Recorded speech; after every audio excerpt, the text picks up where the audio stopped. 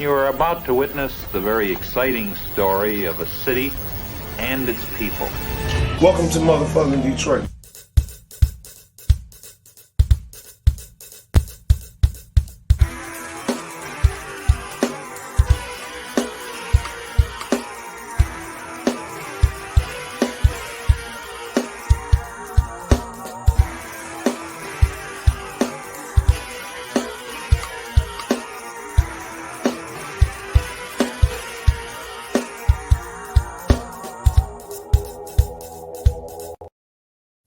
What up, doe? What up, doe? This is Detroit Mail with the No Name Podcast.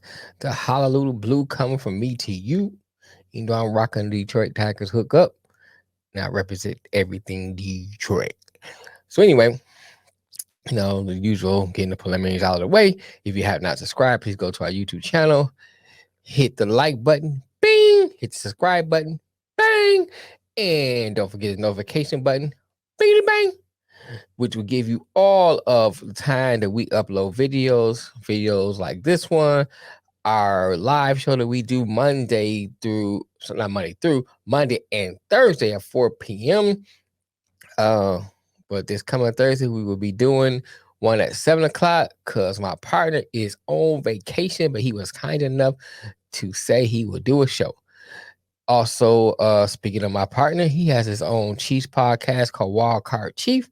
So please, if you are a Chiefs fan, go over to our Facebook or to our YouTube page and check out his Chiefs podcast. Also, the brother from another mother, big homie Nick Shine, has his Proud Jets fan podcast. So go check that out. Now that we get all those things out the way, it's time for a State of the Lions address. Every time we elect the president, do a State of the Union address.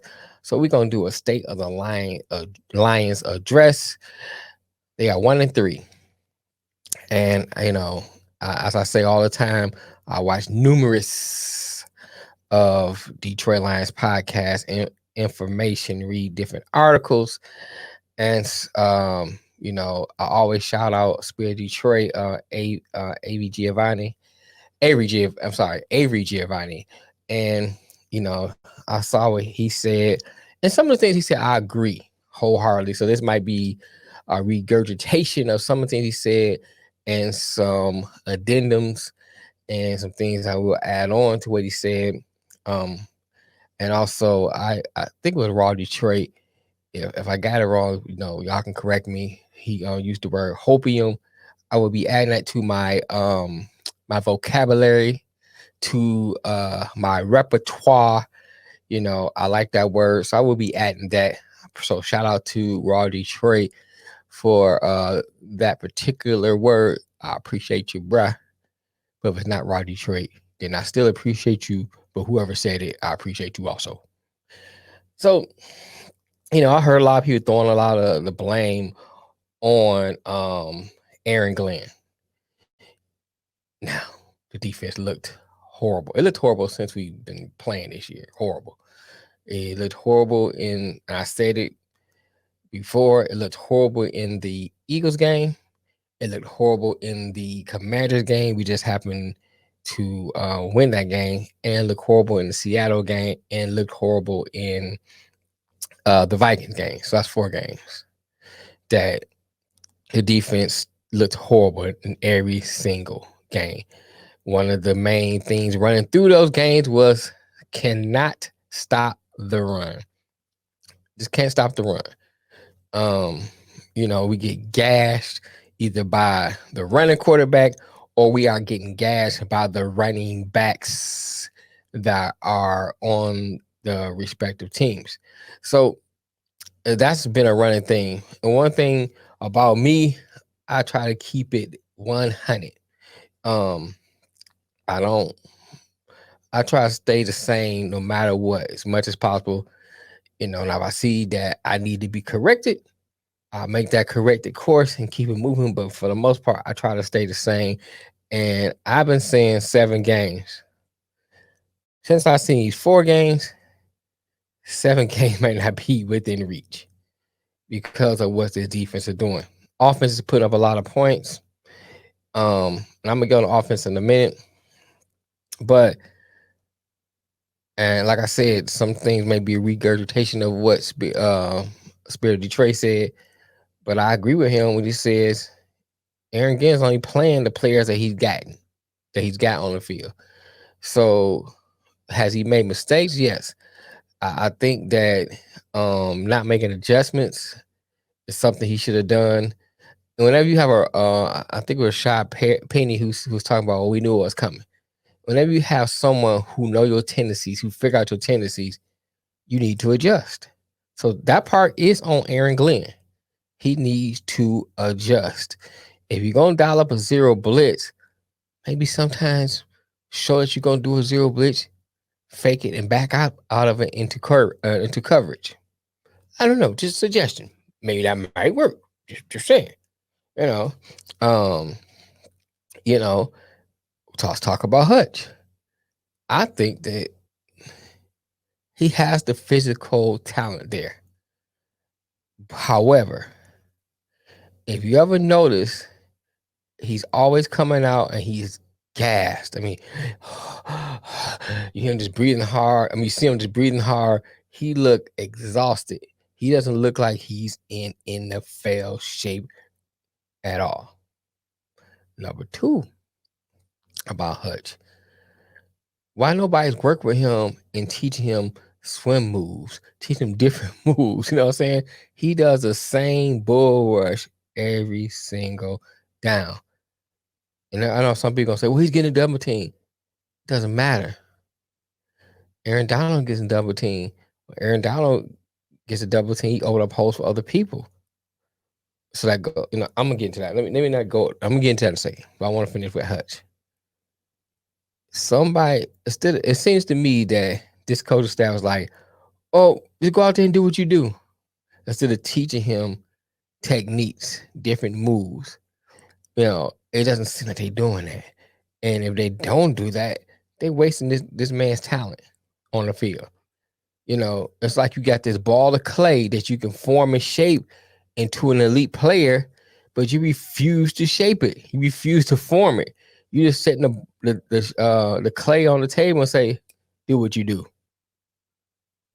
What the hell is that? You know what I'm saying? You can't do that. You have to. There's plenty of players who are in college who have the raw talent, got with the right coach, the right team, and they formed and made them into superstars. And if they don't do that with Hutch, they're gonna waste his talent. Now, going back to what I was saying about the double team. If he's catching double teams like everybody's saying, comparing to what I was saying about Aaron Donald, the reason why other players on the Rams look good is because they take advantage of the double team. So why if Hutch getting double team, nobody else is getting to the quarterback? We talk about, I hear about, Lee McNeil. How many sacks does he have? Harris. Come on. The best game they played was against the Commanders, who look horrible now. The Commanders are the Chicago Bears of the NFC East. That's who they are. The Cowboys is winning with Cooper Rush. And the Commanders, who has they starting quarterback, can't even win. So that's not telling me nothing. The Jets, who we play, might beat us. The Jacksonville Jaguars, who I marked as a win at the beginning of the season, they playing great football. I mean, compared to what we doing, they might beat us. We play the Bills. I don't see us winning that game. We play Miami. Depending on what they do with Tua, I don't see us winning that game. Miami got excellent defense. The only games I see us maybe winning is maybe sweeping Chicago and possibly squeak one out against Minnesota. I don't even see us beating the Packers, and the Packers don't look that great to me. They got good defense, but our defense is so horrible that I don't see. We don't get no pressure on Rodgers. I don't see us beating him. Period. We can't stop the run the way Aaron Jones is running. I don't see us beating the Packers. So we need to take some of the. We need to get some detox. And once again, I would like to thank Raw Detroit for that hopium. Get that detox for that hopium. Get clean and look at the Lions while we're sober, while we not high on hopium, and see what we really have. But going back to what I was getting into from the beginning, look at we put Brad Holmes on a pedestal. I heard Woodward Sports they was hyping up Brad Holmes, how great Brad Holmes is. Now all of a sudden, I think it was yesterday. Now they want to start. Oh, maybe it's Brad Holmes. I don't know. Before, when people were saying something about Brad Holmes, they were saying, "Oh, we haters," or this is that. Now I did a video about Brad Holmes, and I talked about his philosophy. About him not drafting linebackers high in the draft, and him drafting injured players. Now here's what I say: you a genius until it don't work. We talk about how great Bill Belichick is. Bill Belichick is looked at as a genius to some of the things he does not work, like picking my man Strong out of Chattanooga State. If that don't pan out, he don't look like a genius. Going for it on fourth down always look like a great thing to do. Oh, you a genius until you don't get it. So I said I give him space to see what he does. Now, it seems to me 4 games in, somebody said, well, that's not enough time. It's a good sample size. None of your players, I'm not going to say none, but most of the players you drafted not playing, they're on the field. And I ain't talking about the injured ones. Where's Chase Lucas at? Kirby Joseph, he just not played last game, and he ain't like he looks spectacular, which he's a rookie. So, I'm not expecting him to dominate. However, there were some dogs you could have got that's look at what's the linebacker out of Utah. Oh God, not Drake London. That's the receiver. Oh, I got my man. Oh, anyway, look at the linebacker out of Utah. He's making an impact. Jordan Davis could have got him. N'Kobe Dean could have got him. And you mean tell me that if there's a Ray Lewis type linebacker in the draft, you're not gonna pick him up because of your philosophy? That kind of sounds flawed to me now that you know that now you're looking at what we have now, the defense that we have now. To me, you should be looking at getting the best player on the field. Josh Pascal. Not even playing. Now, like I said, if all it comes together, Pascal comes together, he plays, y'all develop Houston, who's on the practice squad. Kirby Joseph becomes end up being a dog at safety. Chase Lucas end up being a dog in the next year or two. Who else you got that's injured out there? All the injured players you got end up looking like dogs. Yeah, you like a genius then. Now, I want to address something that Woodward Sports said. They said, well, he had to come in, clean up the books, and make everything right. So then next year we have a lot of money to work with. So now, that's fine. But if next year come, they're still doing the same old stuff, then what excuse you gonna have? Because now you got money to get free agents in here. You got money to get like a Khalil Mack when he left Chicago, or we were talking about Roquan Smith, or other players. We could have got what's my man name? Kazir White. Now you have money to get those type of players to come in here next year. But if you don't do it then what excuse do you have? Is it really time to start looking at Brad Holmes, Dan Campbell? Another example. This man, and don't get me wrong, I like Dan Campbell. He has that personality you can't help but to like. But liking someone doesn't produce wins. And we as fans, not only of the sport, but fans of the Lions, it's almost like this. It's like they know that we as fans are going to create a narrative for them so they can put any kind of product out there because we're gonna create a narrative. Well, maybe Brad Holmes got to do this, and maybe Dan Kim had to do that, and that's why this is happening. But they got a great offense, number one offense.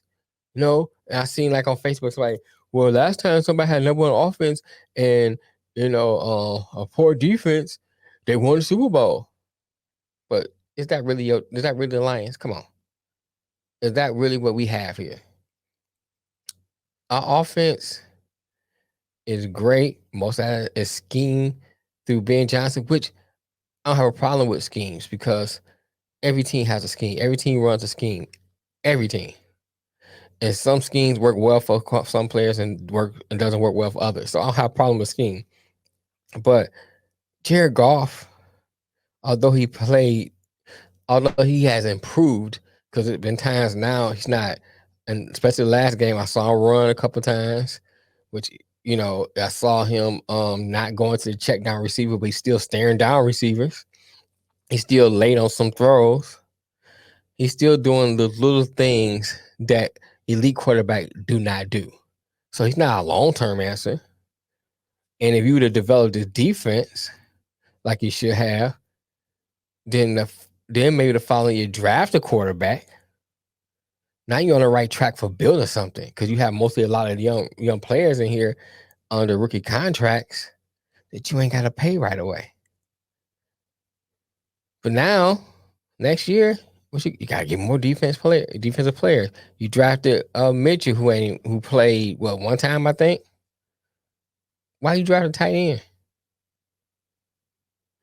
Rodriguez, yeah, he's a better. Let me say this. Let me get into the linebackers and I'm gonna get out y'all way. Alex Anzalone, is a career backup linebacker. He is not an elite linebacker. Now, a linebacker is the one who controls your defense. He's the one with the green dot, getting all the pieces in line. He's your captain of the defense. So why would you want to draft someone elite in that spot? You have a career backup player.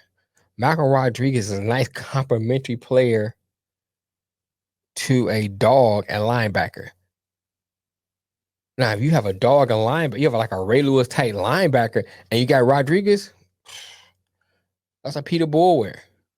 I'm with you on that. You know what I'm saying? I can roll with that. But his shortness, his high stature. Let me say his stature kind of gets in the way of a lot of things. Gets in the way of coverage. Gets in the way of being able to, like, if you get blocked and try to reach around and grab, you got short arms. You can't do that. It's hard for him to defend knockdown passes coming across the field because his stature. Excellent tackler. Yeah. Hard and works hard on the field. I'm not taking nothing away from him, but he's not your number one. He's a nice complimentary piece. Derek Barnes, what is he doing? Then what about, I know he's not a linebacker, but Levi Onsariki. This man been hurt for so long. It's like being in one of them long-term relationships. You know it's over, but neither one of us, how the Glass Knights say, want to be the first to say goodbye. That's how I sing no, neither one of us want to be the first to say goodbye. It might be time to sever that relationship. This man's been injured since he been here. Since he been here, he has not played. Romeo Okwara, where is he at? It's like it's like we running a hospital for players. We got more injuries than we have players.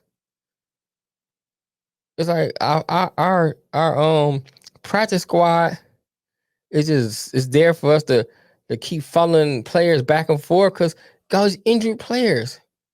I mean, what are we running a football team or hospital? Or this is a minute clinic? What we running here? It's ridiculous. You know, I know it's football and injuries happen, but you coming in the league injured. It's like, you know what I'm saying? You coming in with COVID and talking about, so, oh, can I get that medicine? You already got COVID. Come on, you already got the flu, trying to get the flu shot. You already got an STD trying to get penicillin. Come on. Can we do better? Can we do better?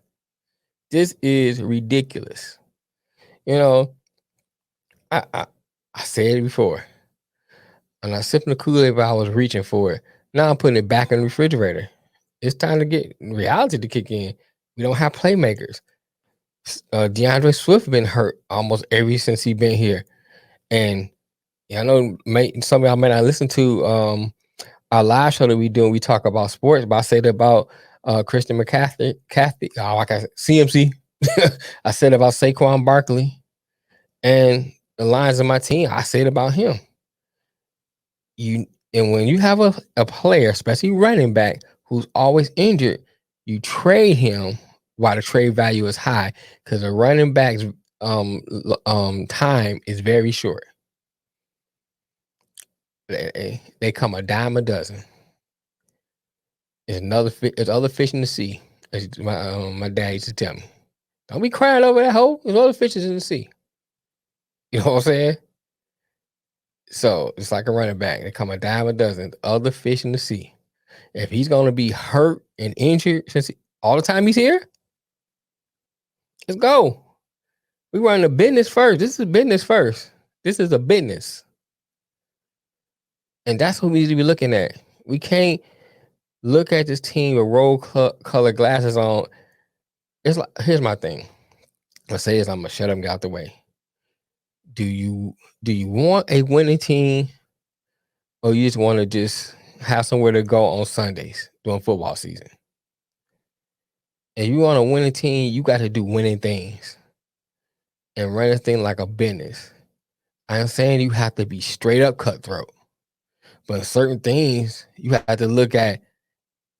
Is it feasible for me to keep someone who possibly can be injured every time he's on the field, or trade him, get some value from him, put on my defense, which I need?